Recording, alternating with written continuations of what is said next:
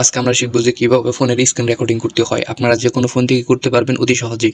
আমি আমার Realme C55 থেকে করে দেখাচ্ছি। আপনাদের দেখা যাচ্ছে যে প্রত্যেকটাই সেম রকমই আছে। তো এটা নিয়ে চিন্তা করার কিছু নেই। তো স্ক্রিন রেকর্ড করার জন্য অতি ফার্স্ট অফ অল আমরা উপরের দিকে চলে যাব। জাস্ট উপর থেকে নিচের দিকে টান দিলেই হবে। আসার পরে একটু বাম দিকে যদি দেখি, দেখবেন যে এখানে দেখবেন যে স্ক্রিন রেকর্ডিং নামে একটা অপশন আছে।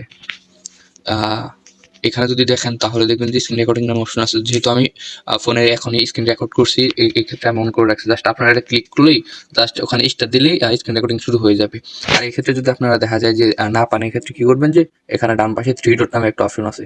থ্রি ডটে চাপ দিবেন, চাপ দেওয়ার পরে এখানে এডিট টাইলেটসে চাপ দিবেন। চাপ দেওয়ার পরবর্তীতে এখানে দেখবেন যে হিউজ পরিমাণের অপশনগুলো আছে। যেগুলো দেখবেন যে মাইনাস চিহ্ন আছে, এগুলো মনে করেন যে আমি অ্যাড করে রাখছি, ঠিক আছে?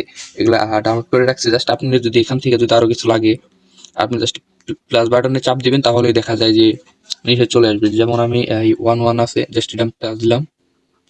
আর যদি আমি চাই যে এখান থেকে মাইনাস করবো, তাহলে করতে পারবো। তো আপনাকে আমি দেখাই। এই ক্ষেত্রে যদি আমি যদি একটু উপর দিকে টান দিই, এই দেখেন এখানে কিন্তু আসে বসে 11, ঠিক আছে?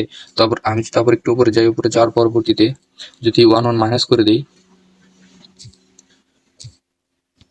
এই ক্ষেত্রে দেখতে পাচ্ছেন এখন এখন কিন্তু এই পাশে 11 নাই। তো এই হলো আপনাদের স্ক্রিন রেকর্ডার। তো এখান থেকে আপনারা অতি সহজেই স্ক্রিন রেকর্ড করতে পারবেন। তো আজকের ভিডিওটা যদি ভালো লাগে অবশ্যই লাইক এবং কমেন্ট করে সাবস্ক্রাইব করে পাশেই থাকুন। ধন্যবাদ সবাইকে।